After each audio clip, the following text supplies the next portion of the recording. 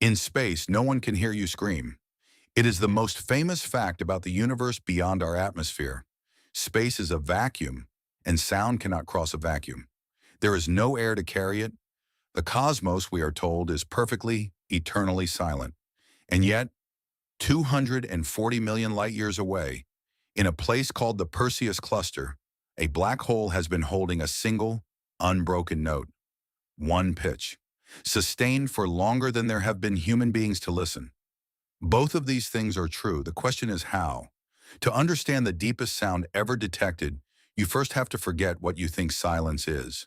Sound is not a thing in itself. It is a disturbance, a wave of pressure rippling through some material, squeezing and stretching it as it passes. In air, those waves push on your eardrum, and your brain calls the sensation sound. Take the air away, and there is nothing left to squeeze. That is why a vacuum is silent. But here is what almost everyone gets wrong about space. The vast room between the galaxies is not perfectly empty. It is filled, thinly, invisibly, with gas. And where there is gas, however sparse, there can be pressure. And where there is pressure, there can be waves. In 2003, a telescope that cannot hear anything at all found one. Not by listening, by looking. And what it saw, rippling through the dark, was sound.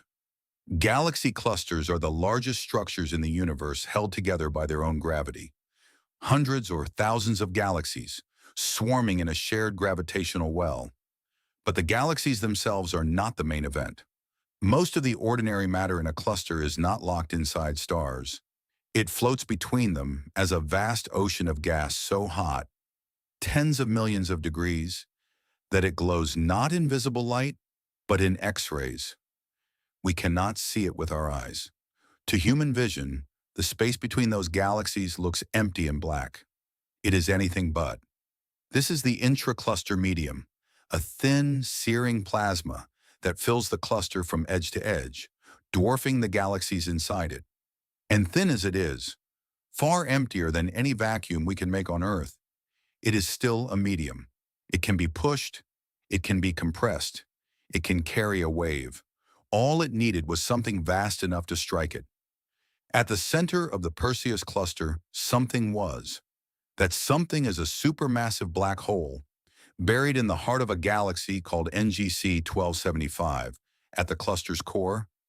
In 2003, a team of astronomers led by Andrew Fabian at Cambridge pointed NASA's Chandra X-ray Observatory at Perseus and held it there for 53 hours, gathering the faint X-ray glow of that hot gas. When they sharpened the image, they found something no one expected. Ripples. Faint concentric rings in the gas, spreading outward from the central black hole, like waves on the surface of a pond after a stone is dropped. Subtle differences in brightness. Regions where the gas was very slightly compressed, then rarefied, then compressed again, ring after ring after ring. These were not ripples of light. They were ripples of pressure, regions of denser and thinner gas, marching outward across hundreds of thousands of light years. They were unmistakably sound waves, frozen into an image, made visible by a telescope that works in X-rays. For the first time, we were looking at sound. Once you can see a wave, you can measure it. And the measurements were staggering. The distance from one crest to the next, what we would call the wavelength, was not meters or kilometers. It was tens of thousands of light years. A single wave of this sound stretched farther than the distance between our sun and most of the stars you can see at night. Knowing how fast sound travels through that hot gas, the astronomers could work out the wave's period, the time between one crest and the next, arriving at a given point. The answer was just under 10 million years. One full beat of this sound takes longer than our entire species has existed. Translate that almost unimaginably slow vibration into musical terms, and it lands on a specific pitch. The note B flat. But not a B flat any instrument has ever played. This one sits 57 octaves below middle C, more than a quadrillion times lower than the deepest sound a human ear can register. It is, as far as we know, the lowest note in the universe. But a black hole has no lungs, no strings, no voice. So how does it play a note at all? The answer is that it does not sing so much as it pounds. The black hole at the center of Perseus is not quietly swallowing matter. It is also flinging energy back out, in titanic jets of particles launched from just outside its edge at close to the speed of light.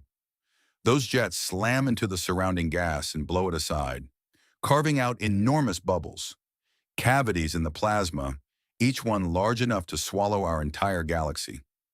Chandra sees them clearly, dark voids punched into the glowing X-ray sea. And every time the black hole inflates one of these bubbles, it shoves the gas around it. That shove is a pulse of pressure, pulse after pulse over millions of years, spreading outward as sound. The black hole is less a singer than the world's largest drum, and the entire cluster is the air inside it, ringing at one impossibly deep note. This might sound like a cosmic curiosity, a strange note played in an empty hall that no one can hear. But it turned out to be the answer to a problem that had puzzled astronomers for decades. The hot gas in a cluster like Perseus should be cooling down.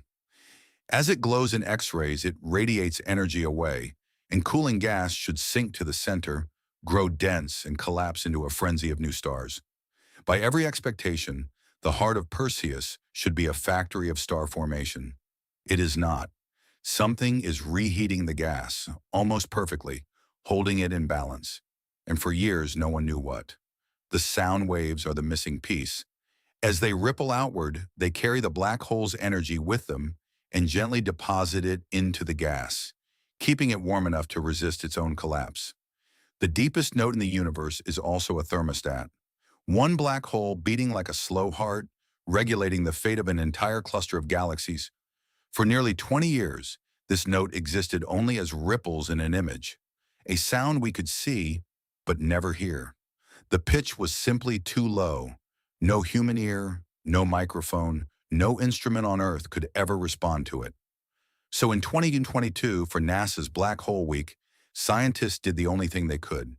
They took the real data, the actual frequencies rippling through Perseus, and raised them.